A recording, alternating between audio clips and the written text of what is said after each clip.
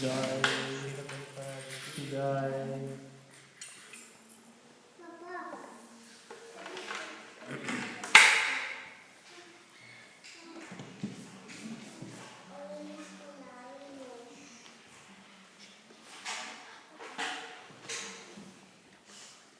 We are reading text 36 today.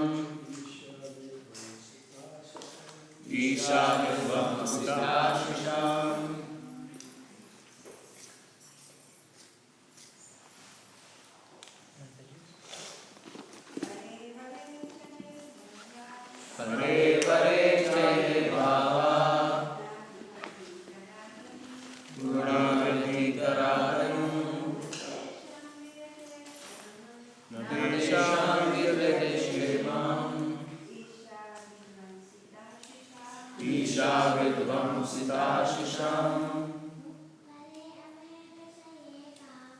Pare Pare Chaye Bhava Gunagati Karanu Navesham Vidyate Shrimam Isha Vidvam Sita Shisham.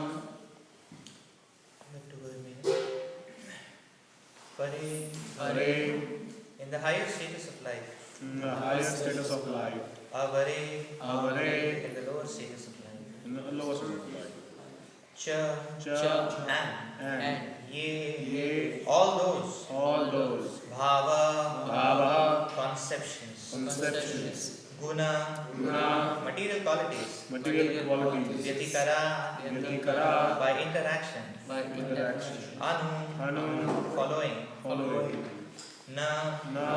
Never. Esham. Of them. Vidyate. Exist. Shemam. Correction. Isha. The Supreme Lord. Vidvamsita. Destroy. Asisam. Of the blessings.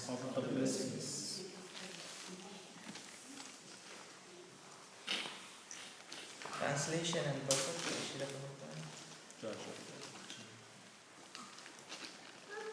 We accept as blessings different status of higher life, distinguishing them from lower status of life.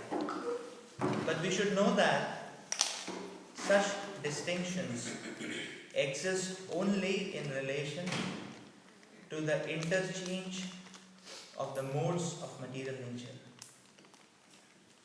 Actually, these statuses of life have no permanent existence, for all of them will be destroyed by the Supreme Controller. In our material existence, we accept a higher form of life as a blessing and a lower form of life as a curse. The distinction between higher and lower only exists as long as the different material qualities, the gunas, interact. In other words, by our good activities, we are elevated to the higher planetary systems or to a higher standard of life, good education, beautiful body, etc. These are results of pious activities. Similarly, by impious activities, we remain illiterate, we get ugly bodies, a poor standard of living, etc. But all these different states of life are under the laws of material nature through the interaction of the qualities of goodness, passion and ignorance. However, all these qualities will cease to act at the time of the dissolution of the entire cosmic manifestation. The Lord therefore says in Bhagavad Gita 8:16, Abrahma bhuvanamu punar apritino arjuna mamupetya tupanteya punarjanma navidyate. Even though we elevate ourselves to the highest planetary system by scientific advancement of knowledge or by the religious principles of life, great sacrifices and fruit of activities, at the time of dissolution, these higher planetary systems and life on them will be destroyed. In this verse, the words Isha Vidvam Sita Shisham indicate that all such blessings will be destroyed by the Supreme Controller. We will not be protected. Our bodies, either in this planet or in another planet, will be destroyed. And again we will have to remain for millions of years in an unconscious state within the body of Mahavishnu. And again when the creation is manifested, we have to take birth in different species of life and begin our activities. Therefore we should not be satisfied simply by a promotion to the higher planetary systems. We should try to get out of the material cosmic manifestation, go to the spiritual world and take shelter of the Supreme Personality of Godhead. That is our highest achievement. We should not be attracted by anything material, higher or lower, but should consider them all on the same level. Our real engagement should be in inquiring about the real purpose of life and rendering devotional service to the Lord. Thus, we will be eternally blessed in our spiritual activities, full of knowledge and bliss. Regulated human civilization promotes dharma, artha, kama, and moksha. In human society, there must be religion. Without religion, human society is only animal society. Economic development and sense gratification must be based on religious principles. When religion, economic development, and sense gratification are adjusted, liberation from this material birth, death, old age, and disease is assured. In the present age of Kali, however, there is no question of religion and liberation. People have taken interest only in economic development and sense gratification. Therefore, despite sufficient economic development all over the world, dealings in human society have become almost animalistic. When everything becomes grossly animalistic, dissolution takes place. This dissolution is to be accepted as Isha Vidhamsita Ashram. The Lord's so-called blessings of economic development and sense gratification will be conclusively dissolved by destruction. At the end of this Kali Yuga, the Lord will appear as the incarnation of Kalki, and his only business will be to kill all human beings on the surface of the globe. After that killing, another golden age will begin. We should therefore know that our material activities are just like childish play. Children may play on the beach, and the father will sit and watch this childish play. The construction of buildings with sand, the construction of walls, and so many things. But finally, the father will ask the children to come home. Then everything is destroyed. Persons who are too much addicted to the childish activities of economic development and sense gratification are sometimes especially favored by the Lord when He destroys their construction of these things. It is said by the Lord, Yasyaham anugrihanami harishye tadhanam shani. The Lord told Yudhishthira Maharaj that His special favor is shown to His devotee when He takes away all the devotees' material opulences. Generally, therefore, it is experienced that Vaishnavas are not very opulent in the material sense. When a Vaishnava, pure devotee, tries to be materially opulent and at the same time desires to serve the Supreme Lord, his devotional services, the Lord, in order to show him a special favor, destroys his so-called economic development and material opulences. Thus, the devotee, being frustrated in his repeated attempts at economic development, ultimately takes solid shelter at the lotus feet of the Lord. This kind of action may also be accepted as Isha Vidhamsita Ashram, whereby the Lord destroys one's material opulences and enriches one in spiritual understanding. In the course of our teaching work, we sometimes see that materialistic persons come to us and offer their obeisances to take blessings, which means they want more and more material opulences. If such material opulences are checked, such persons are no longer interested in offering obeisances to the devotees. Such materialistic persons are always concerned about their economic development.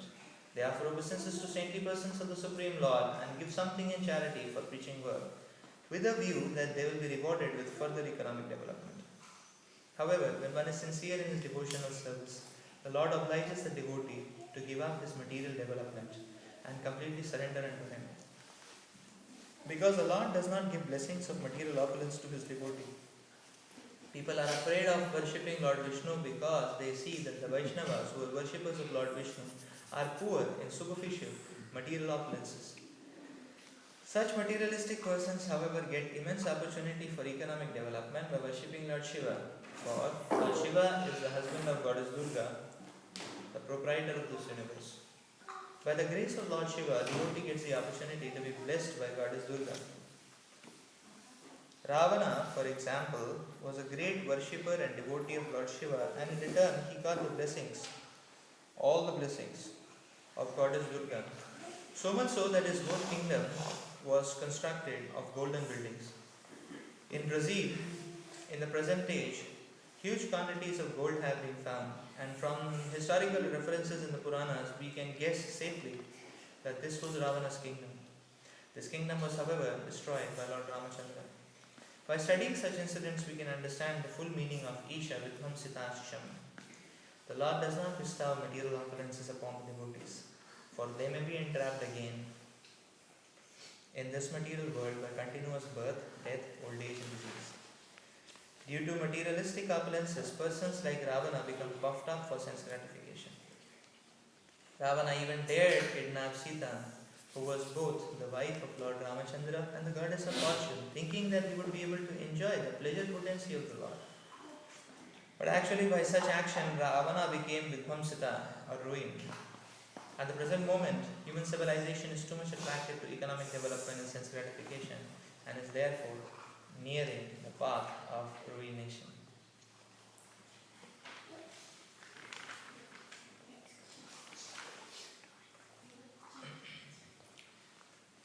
Om Ajnana-Timirandasya Jnananjana-Shalakaya Chakshurunmilitam Yena Tasmai Shri Gurave Namaha. Shri Chaitanya Manobhishtam Sthapitam Yena Bhutale Swayam Rupa Kadamahyam Dadati Swapadantikam Vandeham Shri Guru Shri Yuta-Padakam Shri Guru Vaishnavasya Shri Rupam Sagarjata Sahagana Raghunathapitam Sajivam Sadavaikyam Savadhutam Parijana Sahitam Krishna Chaitanya Shri Radha Krishna Pada Sahagana Dhalita Shri Vishakhanita Namo Krishna Padaya Krishna Krishnaya Śrīmate Bhaktivedanta Swami Namaste Saraswate Deve Gauravani Pracharani Niravishe Shukravati Pasha Suteshatani Namo Mahavadanyaya Krishna Prema Pradayate Krishnaya Krishna Chaitanya Namine Guru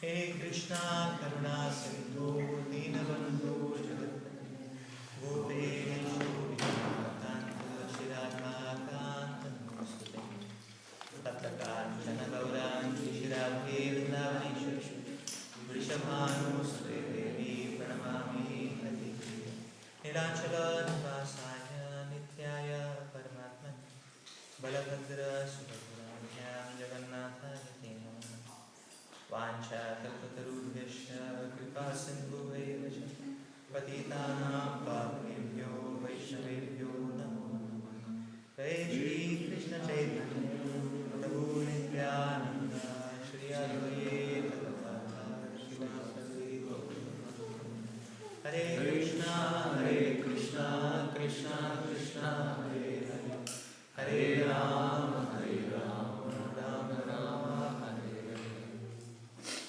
Mukam karoti vācāṁ tangu mandayati yat kripatam vande Shri Guru Dīnatarinam.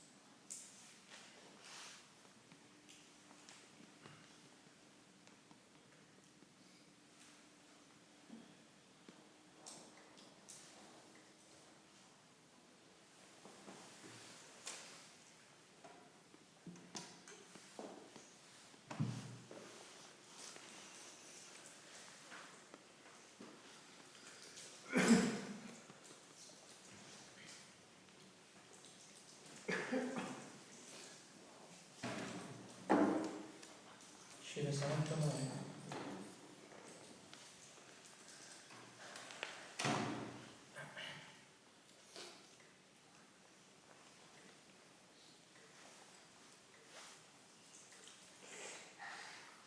is hereby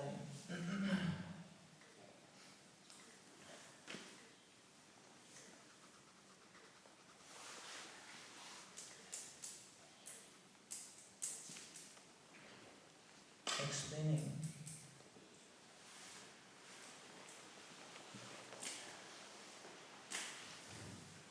the fundamental principles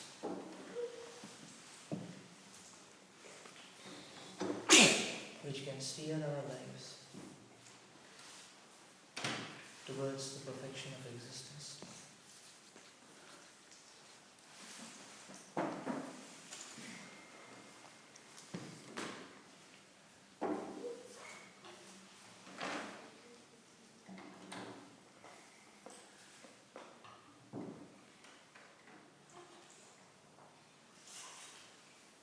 In the previous verse, Sri Sankama is explaining there are these four principles: religion, economic development, sense gratification, and liberation.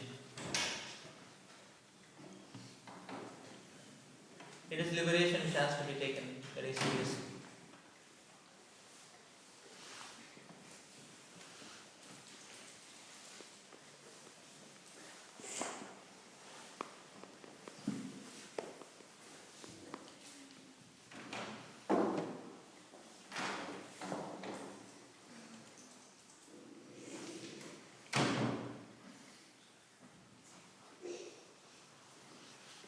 Whereas the others are going to fade away. Liberation opens up new doors.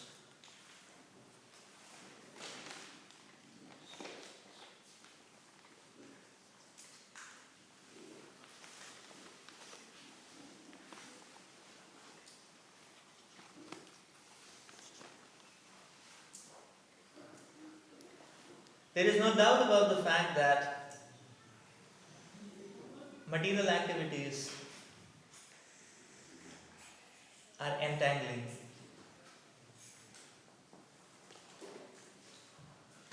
Material activities are addictive as well.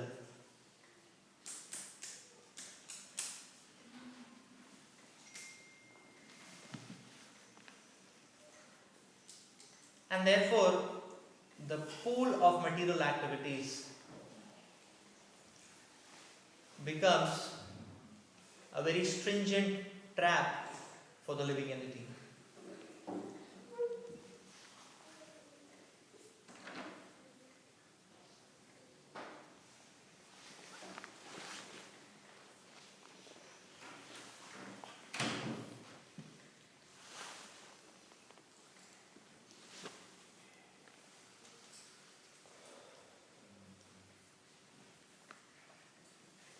But the important principle being highlighted here is that although material activities are entangling, overwhelming,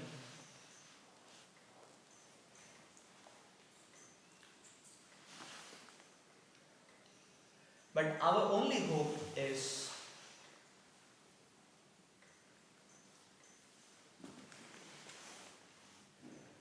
our struggle to get out of it.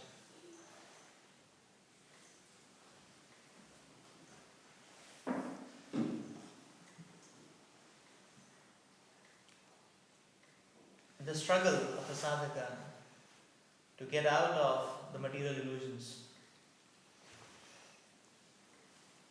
to get out of this illusory plane of material existence.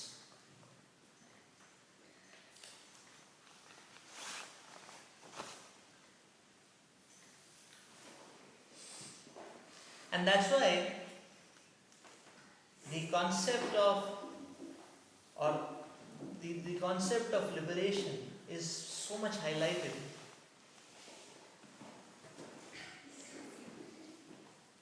Because the pathway to liberation is that struggle, that endeavor, that yearning of the living entity to get out of this entanglement, to get out of this illusory plane.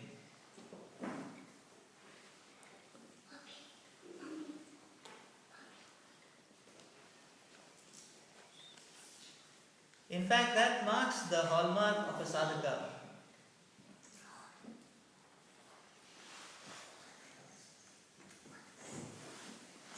That struggle to drive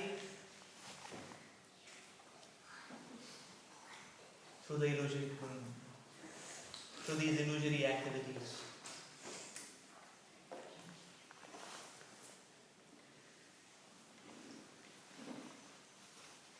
In the present verse, Srila Sanat Kumar further explains this principle.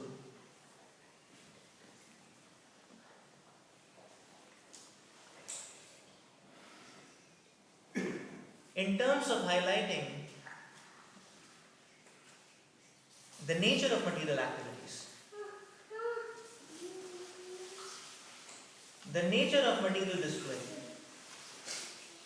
There is no doubt about the fact that material plane offers us such highly intricate and such exquisitely colorful display,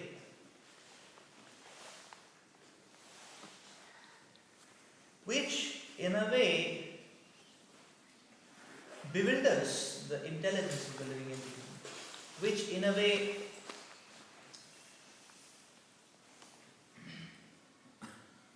puts the living entity into a spell, and the living entity can get enchanted.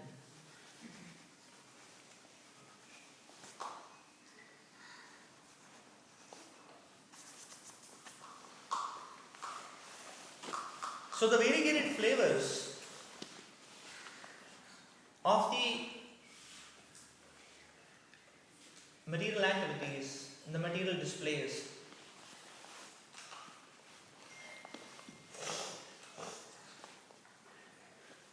in fact are so much enchanting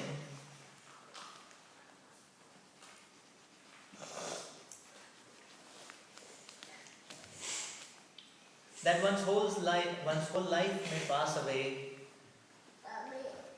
in simply trying to gather one flavor after another, trying to run after one effect after another.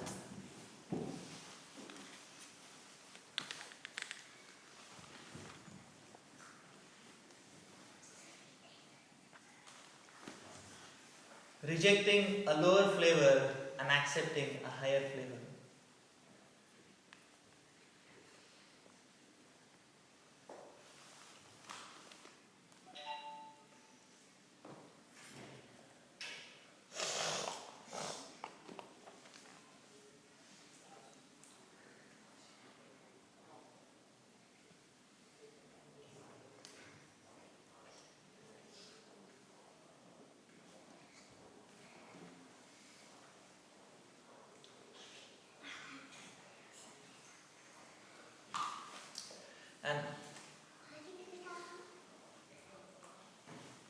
And slowly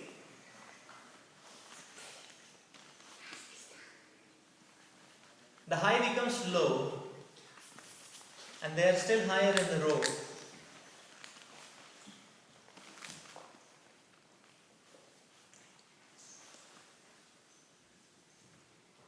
And in this way the game never stops.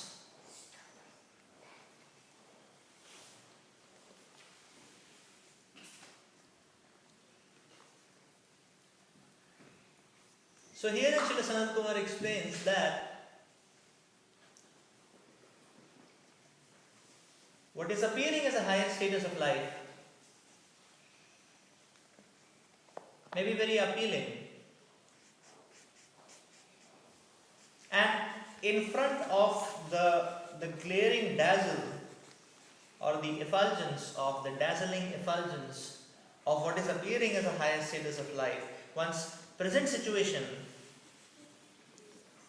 may appear embarrassing, may appear as a low status.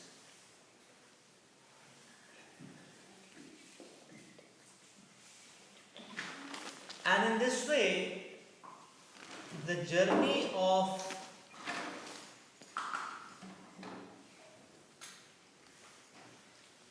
flip-flopping between the various permutations and combinations of the modes of material existence or the material modes goes on, and it perpetualizes one's existence in this world.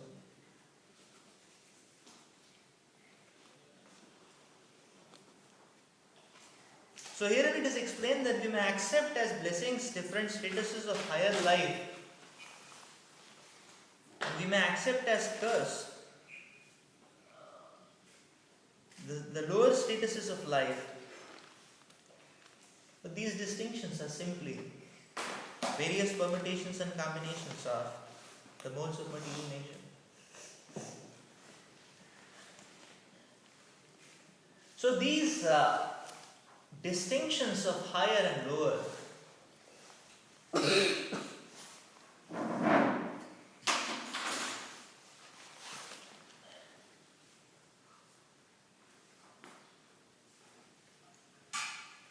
are products of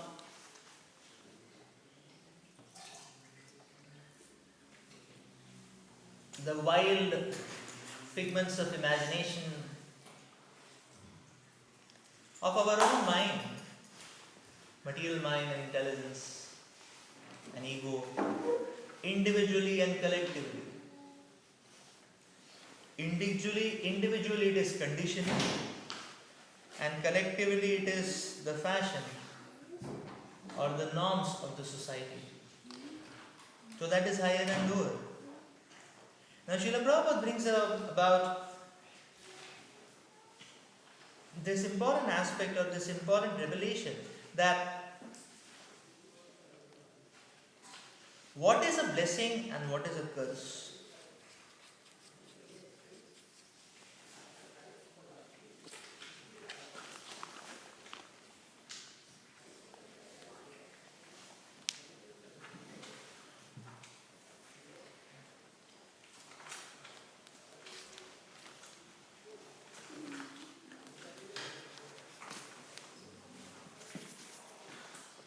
Simply playing around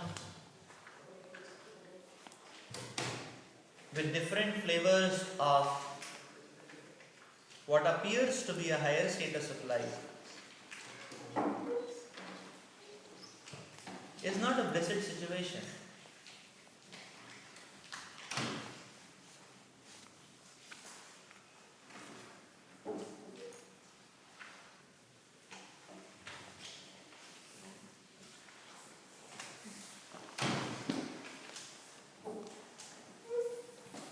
Blessing or curse has to be decided not in terms of the colorful display, but in terms of what sustains along the test of time.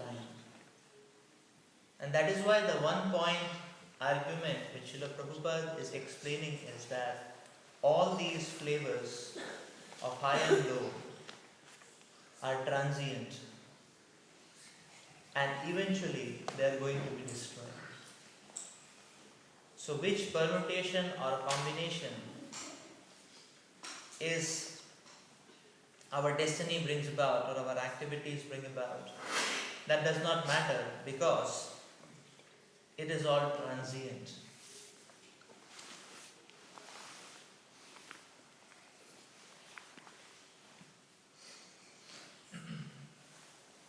It is not going to have a lasting impact.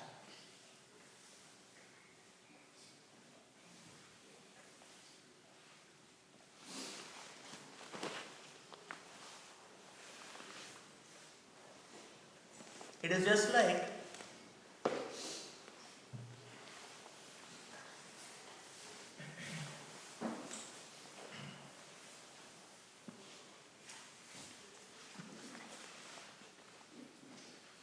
It is just like sometimes when one is playing around with the kaleidoscope, then one can see various patterns, maybe of broken bangles or broken. One can see various patterns. Some of the patterns may appear very attractive, some of them may not appear very appealing. So sometimes one may land up in an attractive pattern, sometimes one may land up in not so attractive pattern. But the matter of fact is that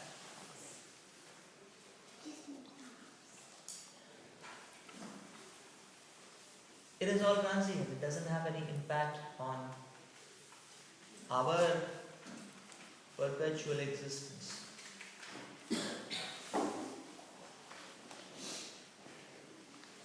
Or just like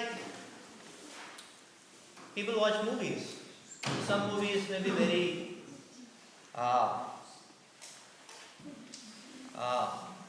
maybe very exciting. Some of them may be boring. These are all patterns.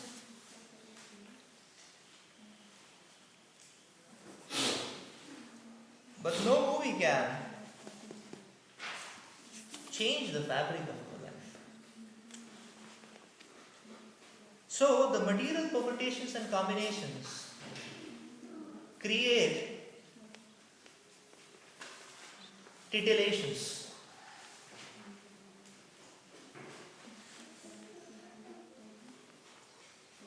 But real intelligence lies not in running after titillations. Real intelligence lies in running after, not after titillation, but after substantiation, after transformation. Transformation of heart. Substantiation of lasting footing in our existence.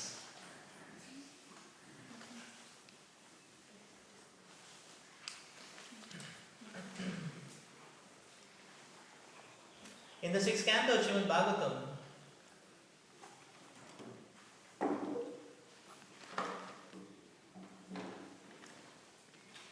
we see the wonderful pastime of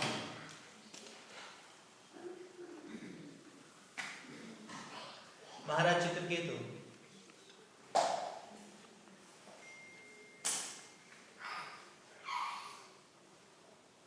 Maharaj Chitraketu, as the emperor, as a ruler of the Vidyadhara planetary systems,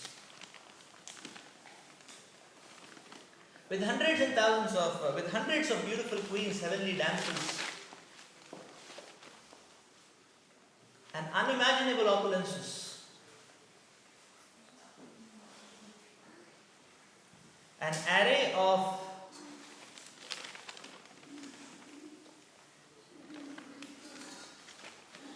complete and perfect material situation, dazzling with material opulences, much more than even one may even dream of. But then, as Śrīmad Bhāgavatam explains, the state of existence of Chitraketu Maharaj in such an oceanic opulence was extremely miserable.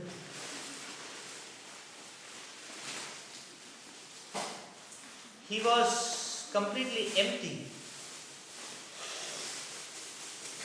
in the state of his heart.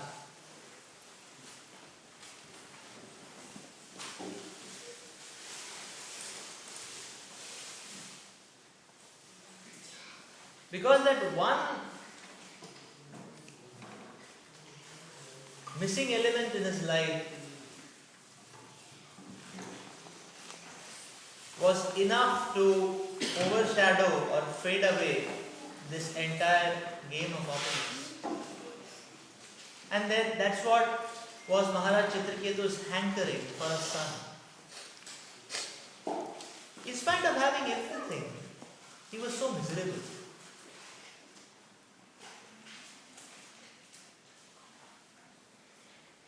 Maharaj Chitraketu was so miserable. And then as the pastime unfolds, we see the point that, or we see the situation when Maharaj Chitraketu realizes or gets awakened to the spiritual reality and takes on to a fervent devotional service and becomes highly elevated. There is this episode where Maharaj Chitraketu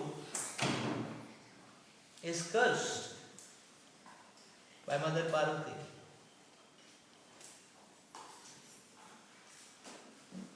The presents of the curse are very horrifying, because the tenets of the presents of the curse means that in one moment Maharaj Chitraketu loses all his opulences.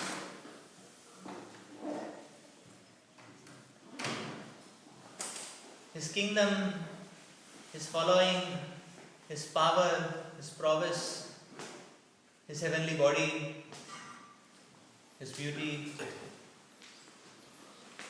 Then he was cursed to dust and powder.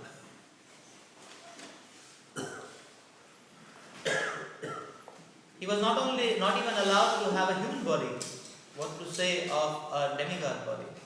That was the state of Maharaj Chitraketu. But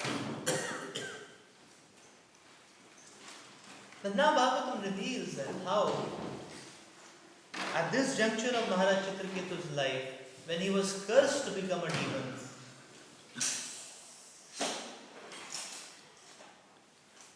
he was completely unaffected. And even in that state, he was taking deep shelter of the Lord.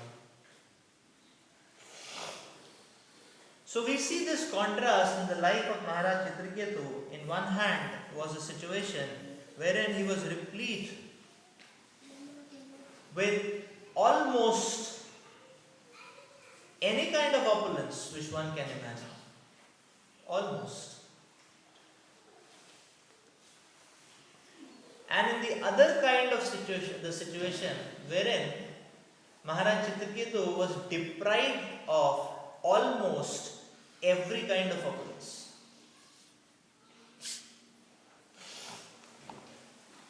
And in the first situation, Maharaj Chitraketu extremely miserable, whereas in the second situation, Maharaj Chitraketu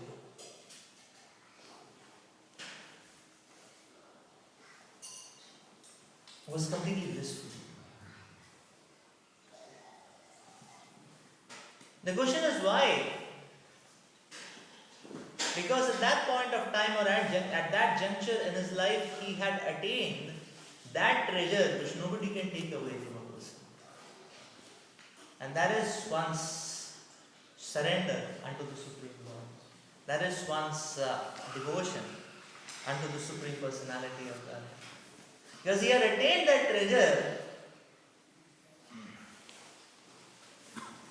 then any particular display of material opulences doesn't matter. Presence, fading presence, or absence.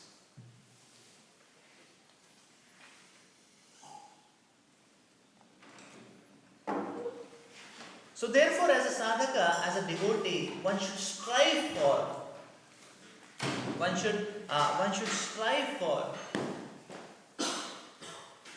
the permanent asset. And that is a struggle which as a sadhaka one needs to push oneself towards. That's why Srila Prabhupada explains, going further, that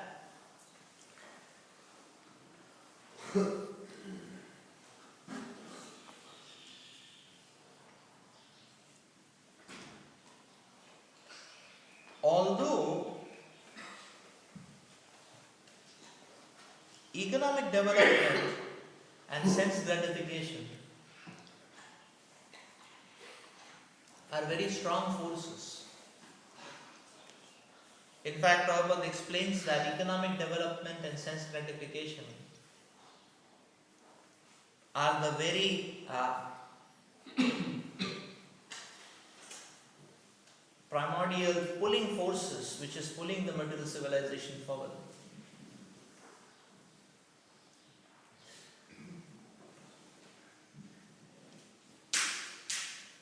But then Prabhupada explains the principle that it is these principles of religion which are very important. And therefore Prabhupada explains that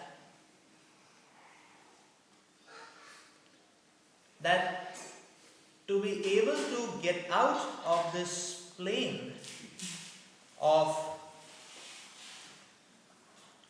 the bewitching trap which the material modes, the permutations of material modes create, what one needs is to adjust religion, economic development and sense gratification. Prabhupada explains that this adjustment is the struggle of the sadhaka. Religion, economic development and sense gratification needs to be adjusted. And Prabhupada explains the adjustment has to be in such a way that religion becomes the foundation. Religion becomes the basis.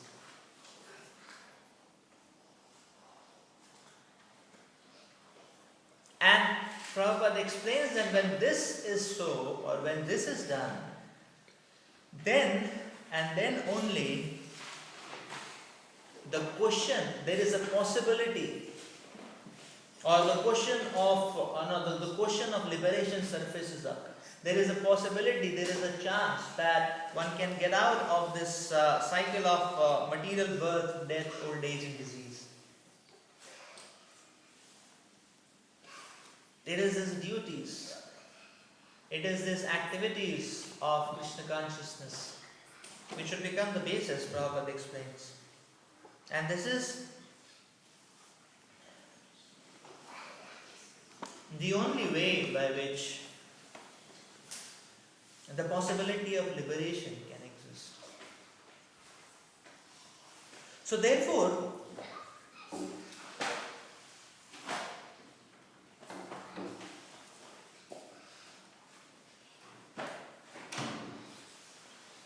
as a sadhaka, one needs to struggle towards this objective, to make the activities of Krishna consciousness as to make the activities of Krishna consciousness as a basis. Now the material flavors may sometimes come and go, but the spiritual activities should always remain. The spiritual activities should always be executed. Prabhupada explains that the plane of material activities is like a child's play.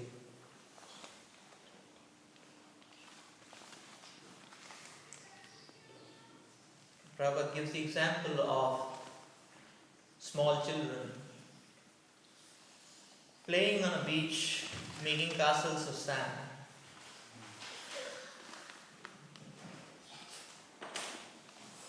And then Prabhupada explains that just like a father may sit and watch, but at some point of time you may have to call the children.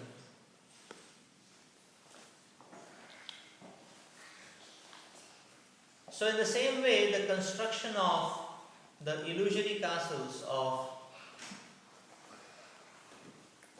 the modes may appear appealing, but then at some point of time, the call needs to come.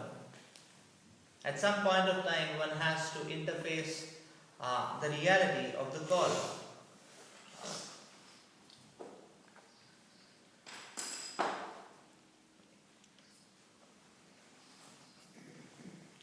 And then Prabhupada explains the principle that this particular call of destruction or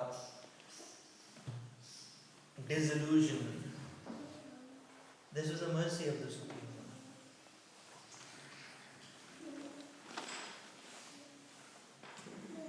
So we see that whenever there is an attempt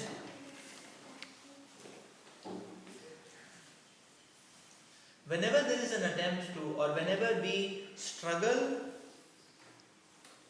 to catch the material energy, when the destruction takes place, the experience is more painful.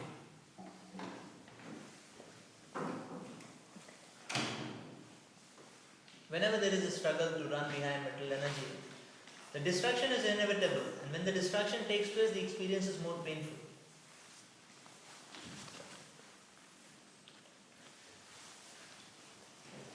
And that is being explained as the mercy of the Lord.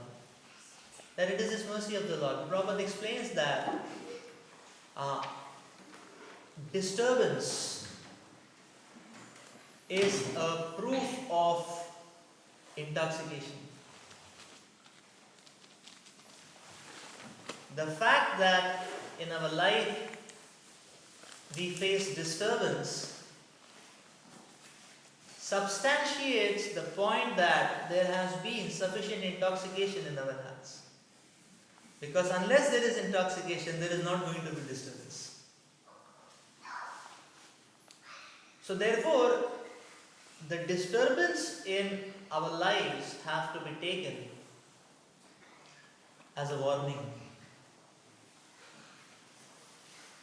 That the Lord is creating a situation in which we come to realize that we are getting deviated, and we can restrain our path, we can refrain ourselves, we can restrain our steps and reinstate towards the Supreme Lord. That is the point. That's why it is called as the mercy of the Lord. It is not just, so when Prabhupada quotes this verse of Yasyaham Anugrahanami, so the devastation does not mean a colossal catastrophe.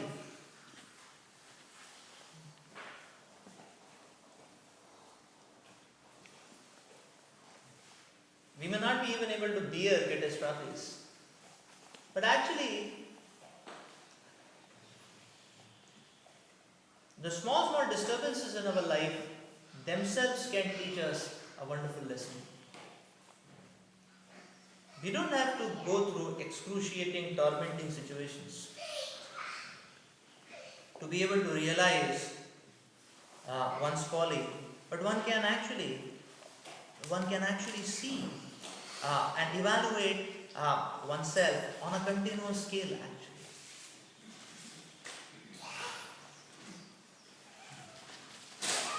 So we will see on one hand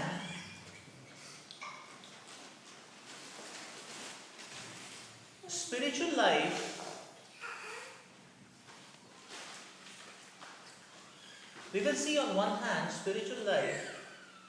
also offers us happiness, also offers us peace, also offers us a state of fulfillment. But the difference is that it offers us this particular state after a good amount of time. And therefore scriptures explain that the path of spiritual life, the path of goodness, the path of yoga is poison in the beginning, nectar at the end. It takes a good amount of time. And the reason that, whereas if we contrast it with material flavors, they can offer an immediate effect because they offer titillations. So, the reason why spiritual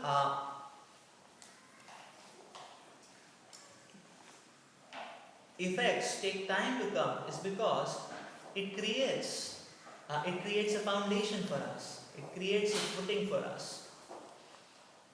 The plane of illusion or titillations is a bottomless hole. Whatever amount of titillations, there is no standing, there is no footing. But the spiritual activities can create a footing.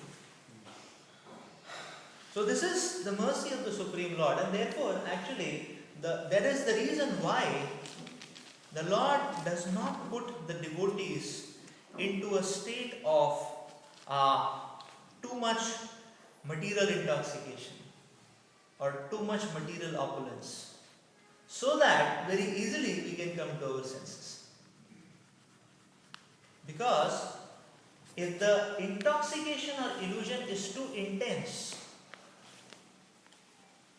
then the possibilities of getting back on track are going to be minimal, are going to become lesser and lesser, and therefore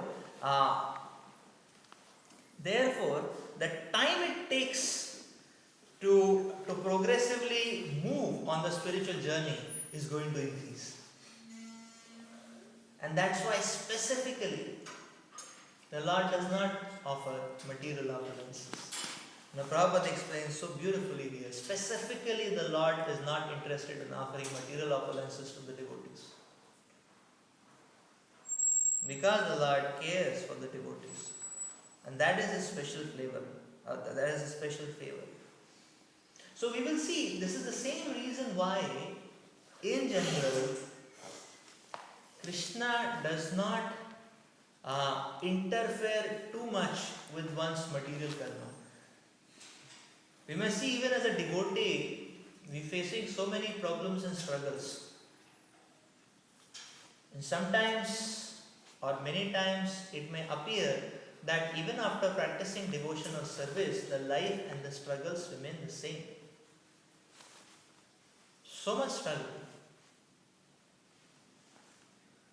So Krishna allows one's karma to come to him more or less. More or less. In general, the Lord allows the karma to come to the living entity so that he can struggle through it, and in that struggle one can keep up the remembrance of the transient nature of the material world, and thereby strengthen one's determination to engage in the activities of substantiality, that is the activities of devotion. That is the Lord's mercy, or that is the Lord's favor. So therefore we will see that in this way the Lord arranges the living entity, the Lord arranges the sadhaka to go through numerous struggles. Another way we can see it as Lord's mercy is because, another way in which we can see it as Lord's mercy is in this way, just like when a particular machinery has to be made, then the machinery is tested against all kinds of faults. It is tested against all kinds of faults. It will be subjected to maybe a high pressure condition, a high tension condition, a high temperature condition, all kinds of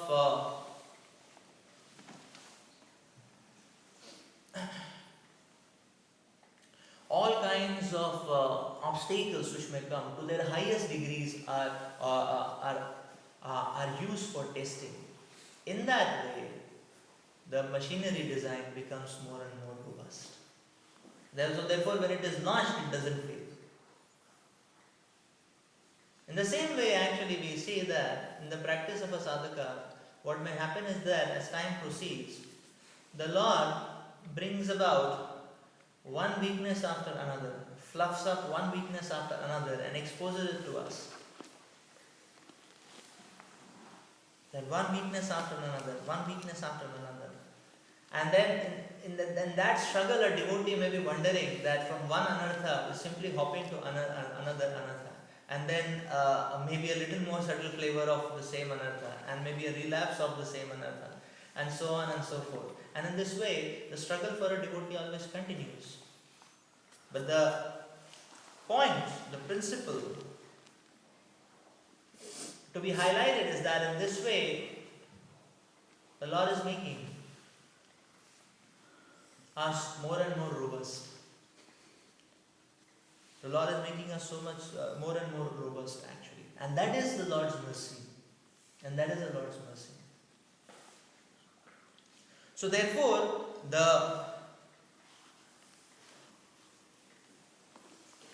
the principle of Vidvamsitashisham should not be seen as a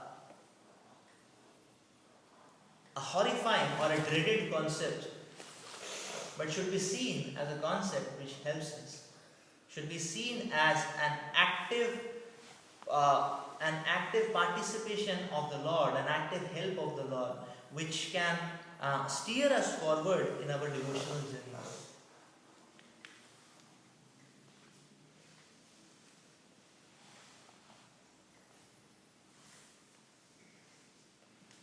Which can steer us forward in our devotional journey. And that is why the struggle towards liberation has to be the prime principle of a devotee, the prime resource from where we can derive our strength or derive the meaning for our activities. So to summarize, we discussed about, so what is a blessing or what is a curse? To understand that, one needs to see or one needs to evaluate what is a substantial flavor which can last the test of time. So material situations, the permutations and combinations of material situations may appear titillating, but they are not substantial. They are transient. Therefore, it doesn't create much effect. To understand this, we saw the contrast in Maharaj Chitraketu's pastime. In one situation, having almost all opulences and completely miserable, and in the other situation, being almost deprived of all opulences and being completely blissful. And then we discuss that yes, although the drives of economic development and sense gratification may be very attractive, but although they are attractive, what needs to be emphasized to get out of the bewilderment of the two is to emphasize religion. That is the activities of devotional service. And that's where Prabhupada explains that the adjustment of religion with economic development and sense gratification, that means accepting the economic development and sense gratification which may come naturally as a byproduct of religious activities. Then in that way, focusing on the religious activities, and that is what can open the pathway to liberation. And then we discussed about that yes, this kind of exposure of the transient nature of material energy or the material flavors is a great blessing of the Lord.